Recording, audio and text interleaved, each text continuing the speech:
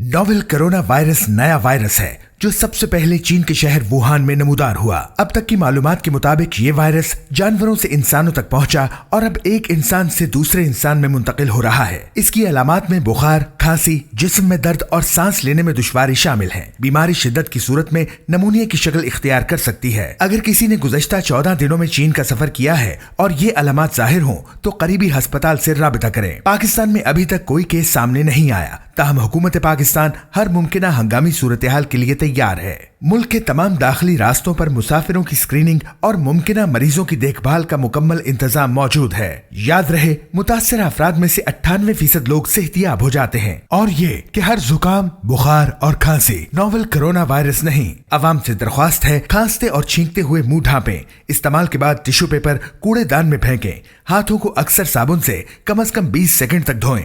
सफाई का खास ख्याल रखें। मजीद मालूमात के लिए www.nhsrc.gov.pk पर विजिट करें।